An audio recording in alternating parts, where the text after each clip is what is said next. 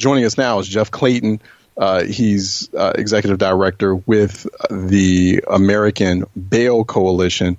He joins us by phone and wants to talk about algorithms which determine this really sounds like some Minority Report. So I don't know if you remember that Steven Spielberg film with Tom Cruise in it a while ago about, just sort of determining the criminal aptitude or criminal inclinations of folks and basically putting computerized justice in place of cash bail. And so Jeff Clayton wants to talk to us. It's a very controversial sort of way the system is being reformed right now. He joins us by phone. Jeff, how are you doing?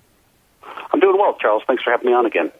All right, good. So talk to us about, so that's where we're headed, and that's what's being put more in place as opposed to cash bail, is essentially determining people's propensity for crime through a database, through an algorithm, letting basically artificial intelligence determine that, as opposed to just, and these are for particularly convicted criminals doing that as opposed to cash bail. Some people saying that should be the way to go, because the cash bail system for so long has been, the way it's been carried out or meted out has been very doesn't have a whole lot of parity to it. It's been very discriminatory. So I want to get your thoughts on that. Yeah, I think regardless of where you come down on the bail issue, how much bail should be used, how much shouldn't, this is the hottest issue in criminal justice right now. I mean, every day it's another research article on, is it race and gender neutral? Does it work? You get the public safety side of the coin, where we're seeing, gun charges being labeled as low risk, and then head scratchers on the low end, like the New Jersey weed man who was in prison for 16 months preventatively with no bail, based on the scores of these algorithms. So, and just another article this morning, a national survey of a nationally representative survey showing that the public strongly disfavors these, and they don't trust them, and they don't think they're fair. So it's really just an exploding issue right now. Yeah, and explain how that works. So is it for everyone, or is it just for convicted criminals or convicted felons? You're determining a person's criminal risk assessment. And so explain how this new algorithm is working. Is it like, are all jurisdictions now sort of headed in this direction, or, is it still some time before you have like multiple jurisdictions adopting this new system or this new process? Well, it's all over the place in the criminal justice system, widely used, increasing.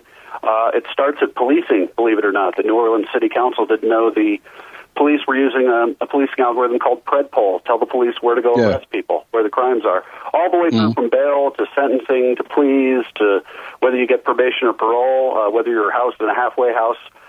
In the state of Ohio, for example, they have 11 risk assessments that they use throughout the entire process of the system. So I would say they're heavily embedded in the system right now. You feel like these risk assessments, they're not race or gender neutral? Well, I think a lot of them are not transparent. Some of them have been shown not to be race and gender neutral, particularly the Compass tool, which was one example that ProPublica evaluated. All of them suffer from the same general flaw, which is we just assign people to a grouping. You're group 1, you're group 2, you're group 3, you're group 4. All of them essentially do that. And so doing that, I mean, I think there's major problems. And the other thing I'll tell you is just, last week or this morning in the Houston Chronicle, in fact, a professor down at Rice University in Houston has basically said this is symptomatic of the entire problem of mass incarceration, that we are attempting and have been since 1970 to label everyone as a certain level of risk and assign criminal interventions based on that. And I think he's got a major point that's worth looking into at this point. Do we see that this is widespread? I mean, is it widespread enough? I mean, I noticed you sort of pointed out a couple of cases which some people might say are isolated, but is it isolated or is it not? I mean, is it widespread where this algorithm is not being utilized correctly, or it's spitting out incorrect data and thereby letting dangerous people walk the streets? I think so, and just in the issue that I work on, bail reform issues, I mean, I've seen hundreds of these. There's hundreds of jurisdictions using them. It's the Wild West from I'm just going to take a product off the shelf from another jurisdiction to, I'm going to spend millions of dollars to build my own. Well, what's the trend though? I mean, do we have any data on that right now that's saying, okay, X amount or percentage of people who've been processed through this risk assessment tool? Do we have that yet? Do we have that sort of clear data-driven picture of, you know what, there's so many folks who are being released because of this risk assessment tool, or who are being unfairly targeted because of this risk assessment tool, that maybe we should kind of take reverse course on this? Yeah, that's the problem. We don't, and that's what we're pushing for. Is one, is it effective, and two, is it biased? And if it's biased, can we tolerate that or not? And that's really where we want to get. Yeah. So we're talking with Jeff Clayton. He's executive director for the American Bail Coalition. You can go to AmericanBailCoalition.org for more information on what they do and what they're proposing. And what are you proposing to replace or in place of this risk assessment algorithm? Like what could we do? What's a better system in your mind? Well, I think big data to look at system-wide issues has been important. And, in the bail context, we've seen that where, this jurisdiction has a bunch of people in jail on $100 bail, and what should we do about that? So that helps illuminate solutions, I think, and that's important. And obviously, we think better information is always good to judges, but we just don't think a computer should go in and score it. Judges need the info. And then people need to go make their arguments as to what conditions they get. And it shouldn't be routine. It shouldn't be, I'm a 6, so I get no bail, or I'm a 5, so I get an ankle monitor and house arrest. I mean, how is that individualized? So I think that's what we're proposing, for more individualized consideration rather than now grouping. With that, and that theoretically that sounds good, right? Jeff, there've been lots of concern about, okay, the criminal justice is being overwhelmed. And then when you do that, when you apply that individualized consideration, there's bias from human beings that's just as prominent as bias from artificial intelligence from a database. So how do you counter that, or how do you address those concerns? I think that's true, and that's another area for research, is to find out whether they actually do better. Some research indicates that they don't. And the other argument that I recently heard that I think is persuasive is that the computer locks in a backward-looking view, whereas human beings can change their biases and their outcomes. And once you lock it in with a computer, and for example, one in a very large state in the United States hasn't been revalidated since 2009. So we've locked in the mentality of 2009, regardless of what we do today. Well, yeah, and I have some concerns about that too, Jeff. Because you are seeing increasingly more stories about how biased, how, for example, racist artificial intelligence can be, or certain systems that have already been deployed by huge technology giants like Google, for example. In terms of providing that type of like quick on-demand sort of information. Or to communicate through a variety of tools with human beings. There's all this bias that's very pronounced, and that's showing itself in a lot of these new systems and this new technology that we're using. So I do have concerns there. However, folks have concerns obviously about the old school kind of cash bail system, and so should we kind of like that's still there in many jurisdictions. So should we what's sort of the next step? Should we sort of put a moratorium on these risk assessment tools and reintroduce those cash bail systems? Maybe something that's a little bit more refined and reformed. Yeah, I think so. I think that's probably the answer is, we don't want to go to the no money bail system, and we can go on and on about how that is really probably the biggest increase in pretrial mass incarceration in the history of this country, the Bail Reform Act of 1984, and the reliance on these scoring systems and the whole tripling of pretrial incarceration that we had. So what we need to go back to is, you're right, is to evaluate where bail is appropriate, to put it on a level playing field, because now we have all these other things like ankle monitors and all this sort of stuff that we didn't think about a generation ago that can be very restrictive on people, especially if a third party can provide bail. So, I think rote reliance on a monetary bail system is probably something that needs to change.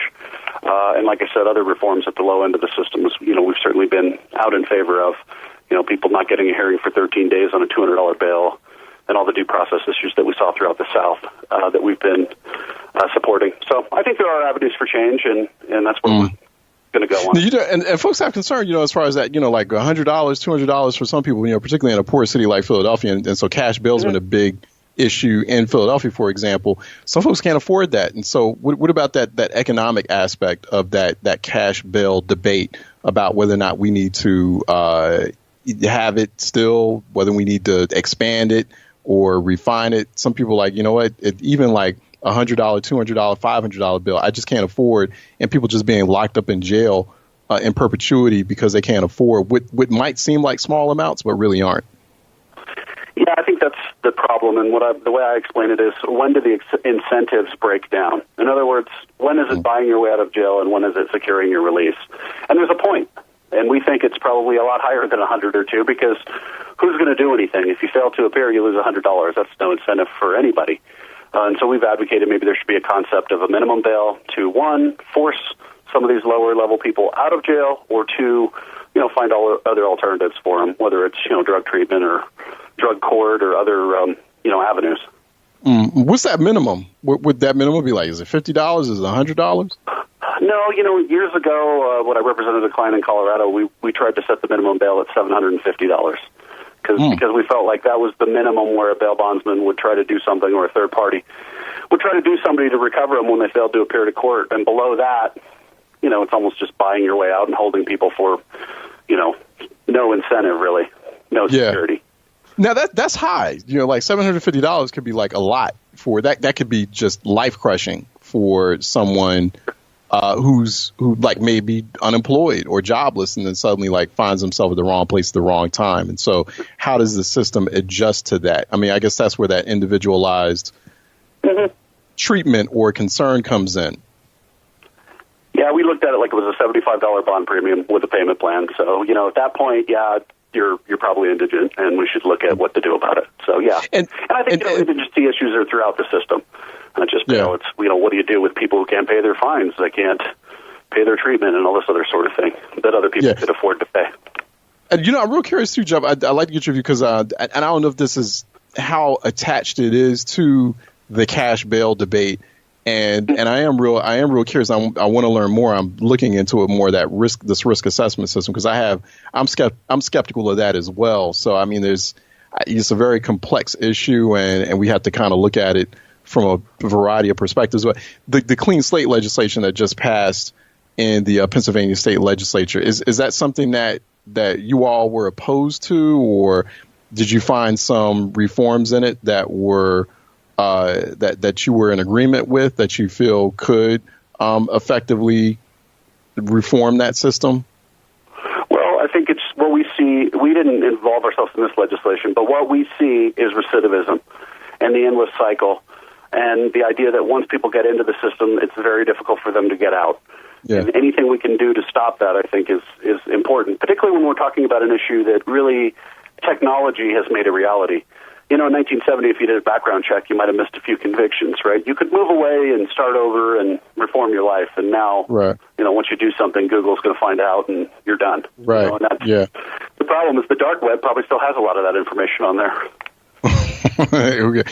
And here's the other question too, with this risk assessment tool and your opposition to it.